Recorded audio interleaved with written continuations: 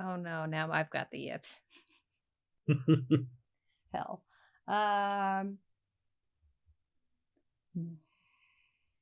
Is it in this place or that place? I like that. That's weird. Oh, that's so dumb. I love it. Feeling real dumb. I'm starting to lose my mind. It's fine. I've been losing my mind for like 4 months. It's okay. Hello there, I'm James. And I'm Emme. And welcome back to the Bestiary Monster Manual A through Z. And what are we talking about this week, Emme, up in Displace? Oh, in Displace, we're talking about Displacer Beasts. Ah. It's a fun pun for a really fun monster that is very iconic to the D&D lore in general. Yeah, these guys have been around for a while, right? Yeah, 1975. They were in the Greyhawk. Oh no, nerds! Correct me down below in the comments, please. The Greyhawk blank. It's an Expansion, wasn't it? Expansion. Yeah. One of the original expansions that was put on D&D. We've talked about this particular expansion before, and they're very, very old, very classic to this game. Yeah.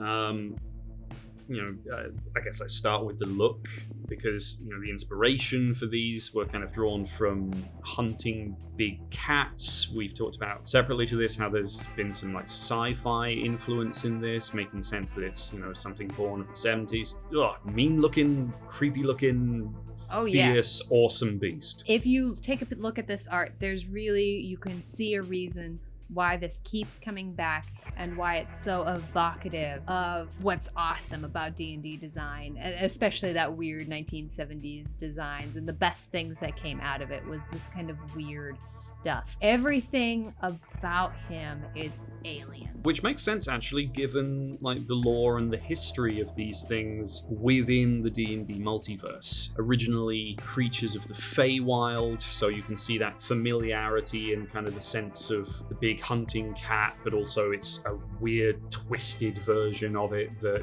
is a little bit unsettling. I mean, the 6 legs for a start. Straight out. And the way the muscles are designed on those legs, the proportions of them are wrong, the way that he's being held is wrong. His arms almost look human. There's something about the elbow joint and the way the musculature is designed here. It's deeply unsettling.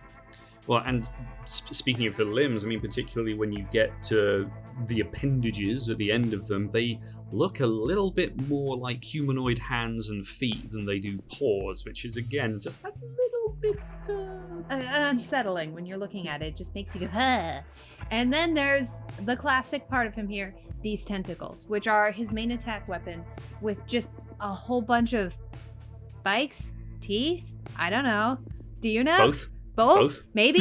Who to say? It's got this carnivorous plant, horrible alien creature combined thing where you can just kind of imagine him smacking you with that tentacle and catching you with the curl of those claws. It's awful and visceral. And you can picture how those things are going to be waving and whipping around in the air as this thing stalks you from the shadows, which it is certainly want to do.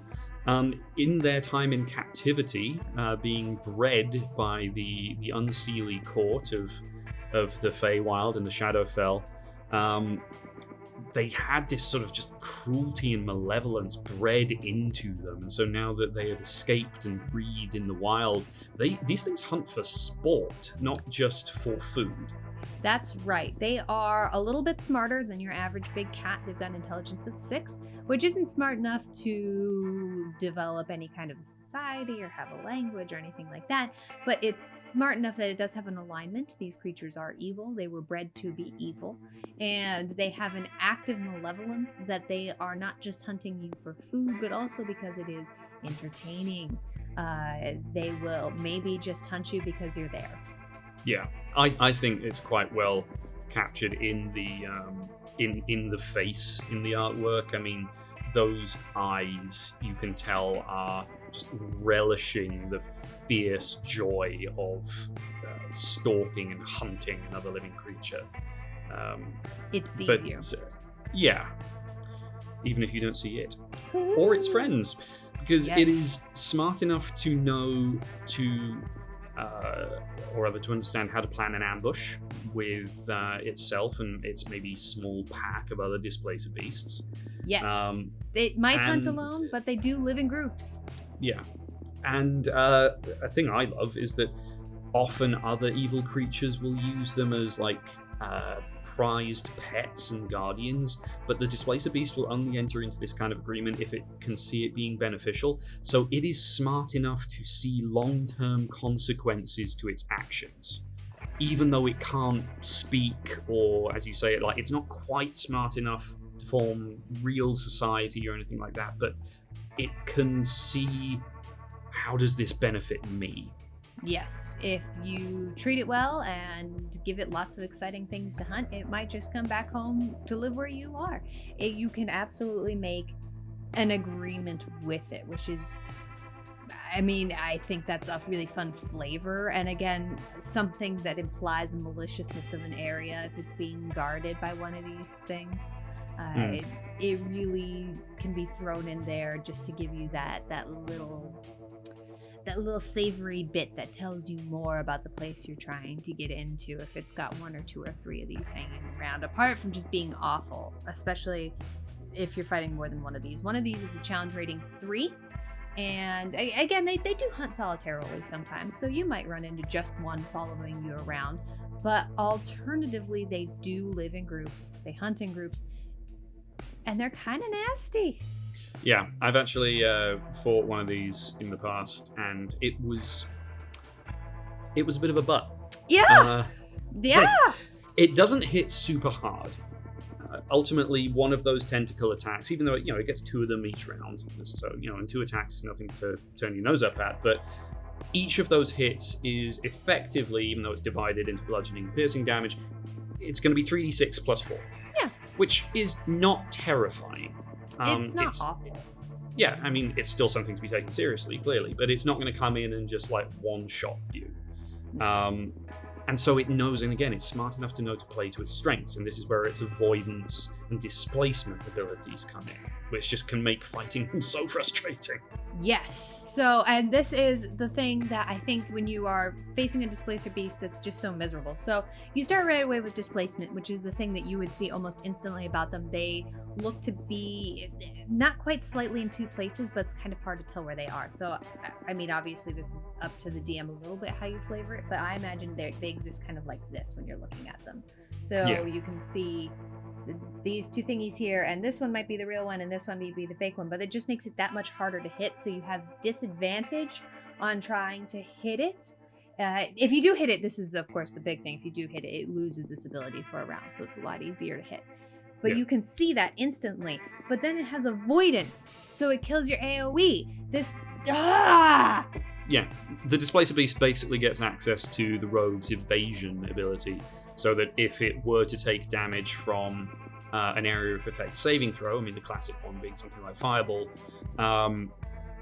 it takes half damage on a failed save, and on a successful save takes no damage. Yeah, So- and they're pretty dexterous too. They're Yeah. pretty dexterous. They are going to be harder to hit with that. And I mean, their AC is 13, which I mean 13. is not huge until you're at disadvantage. Yeah. And then it's just miserable, especially because, yeah, you might be fighting these guys at high level, you might not be. At disadvantage, 13 is starting to get really just kind of a nasty number to beat. Yeah. You always think of like a creature's AC of being, oh, it's not that high, it's fine, until you're rolling at disadvantage. And then it's and- miserable. Yeah. Thank you so much for joining us today on The Bestiary. Tell us in the comments down below, would you rather fight a Displacer Beast in this place or that place? We'd really love to hear about it. And while you're there, give us a subscribe, hit that like button if you really enjoyed this video, and hit that bell to get some notifications on when we release new videos. Click here to watch some more of our fun stuff, and we'll see you next week when we are talking about the doppelganger.